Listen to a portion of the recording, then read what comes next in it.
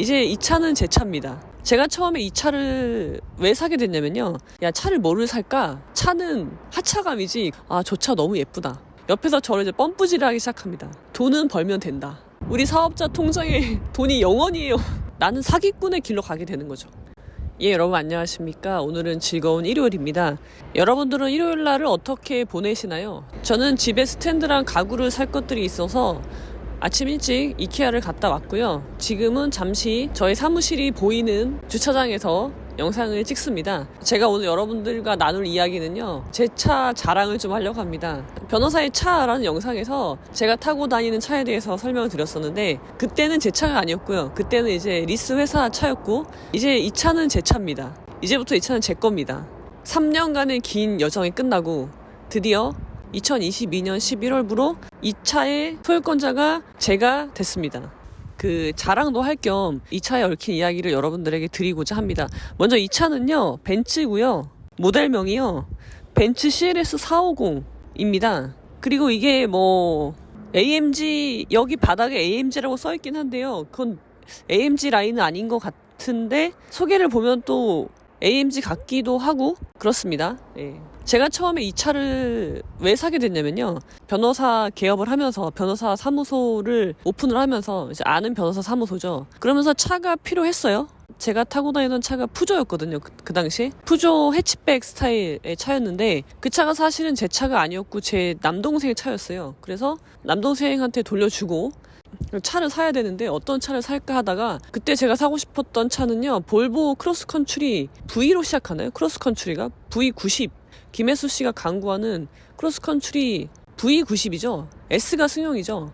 V90에 꽂혀서 그걸 사려고 갔는데 이제 너무 크다. 그래서 그 다음 그 SUV로 XC인가요? 모델명이 어떻게 되는지 모르겠는데 60을 사려고 하다가, 볼보, 그 당시에 대기자가 계약금을 걸어도 1년 이상 기다려야 한다고 해서 포기하고 어떤 차를 살까 고민을 하고 있었어요. 그러다가 제 아는 친구한테, 야, 차를 뭐를 살까 고민을 이렇게 이야기를 하다가 그 친구가 자기 남편한테 물어보겠다. 그래서 전화를 했더니 그게 저한테 오빠죠. 그 오빠가 차는 하차감이지 그런 얘기를 하는 거예요. 그래서 네, 승차감은 들어봤는데 하차감은 들어본 적이 없는데, 승차감 잘못 말한 거 아니야? 그랬는데 이제 하차감이 이거죠. 차에서 주차하고 차에서 내릴 때 뽀대 나는 거 있잖아요. 뭔가 가오가 있는 그런 차를 사야 한다. 그래서 그러면은 벤츠를 사는 게 어떨까라고 해서 벤츠라는 브랜드를 처음으로 생각하게 됐고요. 그 당시에 제가 타려던 차는 볼보였단 말이에요. 근데 아무튼 그때부터 제 머릿속에 벤츠가 들어오기 시작했어요. BMW 아니고 벤츠, 아우디 아니고 벤츠가 들어왔어요. 그래서 그래, 벤츠를 사야 되겠다. 그러던 차에 제가 건너 아는 이제 사무장이신 분인데, 그분이 이제 서초동에 계신 분이니까 잘 알겠거니, 서초동에 이제 그런 외제차 매장들이 많이 있잖아요. 그래서 혹시 벤츠 딜러 아는 분 있나요? 라고 물어봤죠. 그러니까 바로 잡아주는 거예요. 그래서 나는 그렇게 급작스럽게 할 생각이 없었는데 다음 주인가 바로 날짜를 잡아가지고 나오시라고, 서초동으로. 그래서 갔습니다. 강남이었죠. 강남에 가서 벤츠 매장을 가게 됐어요. 근데 이제 그냥 보러 간 거니까 당장 사러 갈 생각이 아니었단 말이에요. 딜러가 나오고 그 사무장 하시는 그 실장님 이렇게 있었어요. 근데 딱 갔는데 그 매장에 이 차가 전시되어 있었습니다. 딱 이 차예요. CLS 450. 그리고 창문이 이렇게 내려가 있었어요. 이런 창문에 대한 로망이 있잖아요. 이 틀이 없는 창문. 그리고 생긴 게 너무 예쁜 거예요. 그래서 저 차 너무 예쁘다. 그래서 이 차 그냥 제가 살려는 모델 이 차가 돼버린 거예요. 저는 이 CLS라는 차도 처음 봤고 450 뭐 배기량이 어떤 종류가 있는지도 몰랐고 그냥 전시된 차가 이 차였기 때문에 그때부터 이제 이 차가 또 제 머릿속에 들어와요. 그 딜러가 자기가 리스로 해서 견적서를 뽑아주겠다 얘기를 했죠. 거기까지. 근데 뭐 그때까지만 해도 저는 그래 뭐 저런 차라도 타면 좋겠네, 그 정도 생각이었단 말이에요. 근데 같이 갔던 그 실장님이라는 분이 옆에서 저를 이제 펌프질을 하기 시작합니다. 제가 기억하기로는 차값이 1억 1천 정도 됐어요. 그리고 이제 이게 색깔이 여러분 하얀색이 아니라 진주색입니다. 그래서 가격이 더 비싸요. 사실 고민도 안 했어요. 저런 차는 너무 부담스럽잖아, 그렇게 생각하고 있는데 옆에서 그 실장님이 이제 펌프질을 하기 시작하는데, 자, 돈은 벌면 된다. 맞는 말이죠. 그래서 돈은 벌면 되지. 걱정하지 마셔라. 뭐 제가 그 자리에서 바로 계약 체결하고 그런 건 아니니까 알겠다고 하면서 긍정적인 생각이 막 머릿속에 주입이 되기 시작했어요. 그리고 집에 왔어요. 그리고 한 일주 있었나? 그 딜러한테 연락이 온 거예요. 그러면서 원래는 이 차가 배송되는데 오래 걸린다고 했는데 마침 들어온 차가 있대요. 입고되는 차가 있대.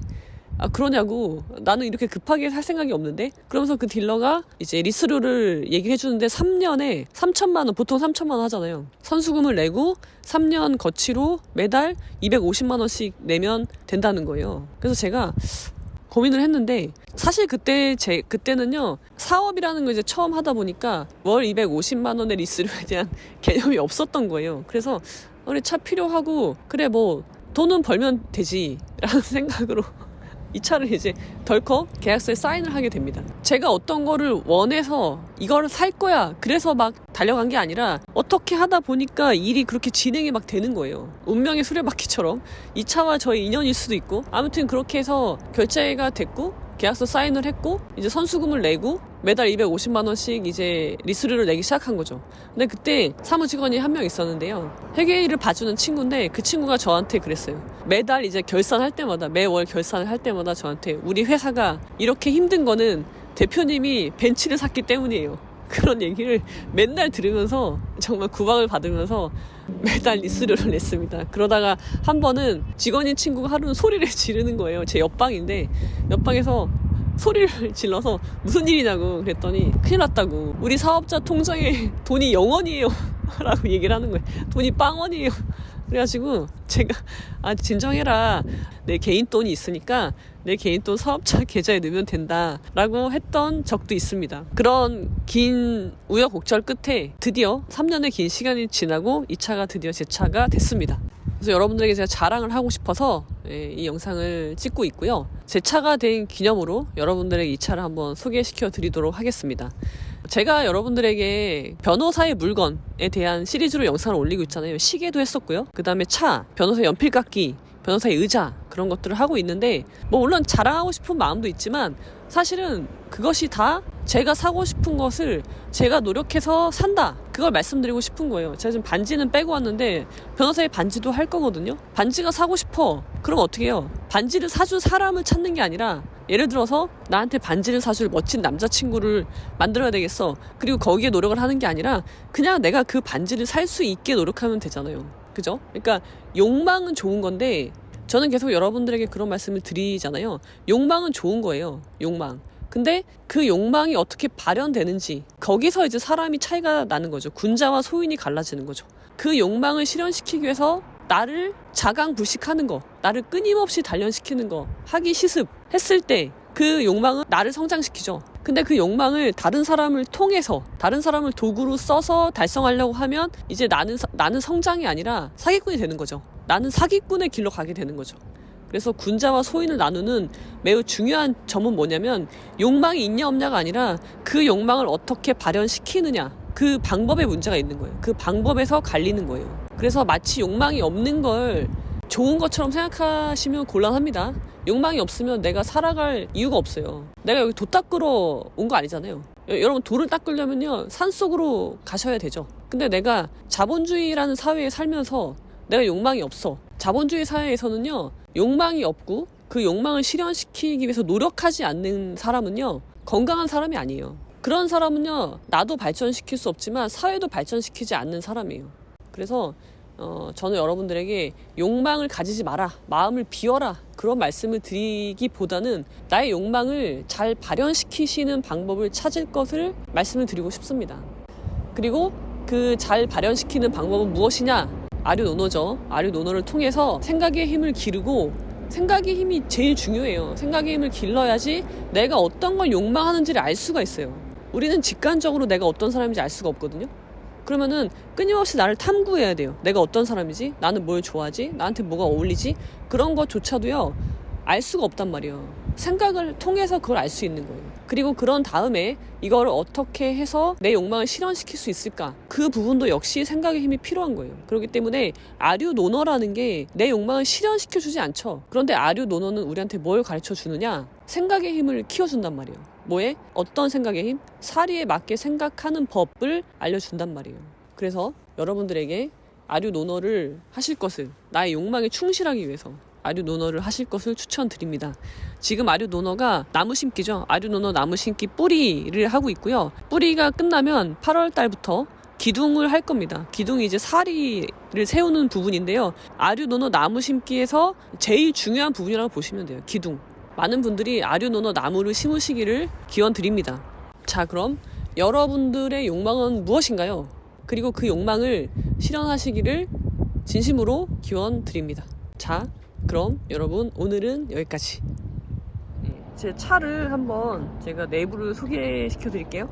여기가 이렇게 내부가 이렇게 생겼거든요.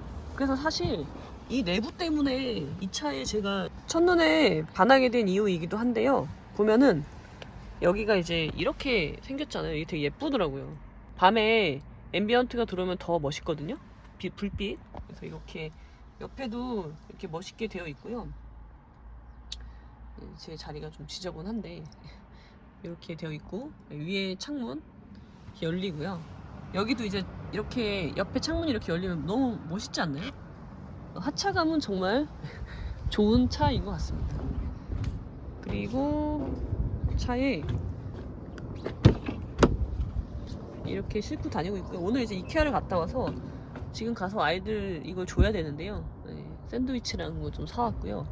그 다음에 마르게리타 피자 이렇게 있고, 뒤에는 이제 이렇게 생겼습니다. 이 차는 저의 욕망이죠. 좋은 차를 타고 싶다는 저의 욕망, 그리고 저는 그것을 저의 노력으로 실현해 낸 거죠.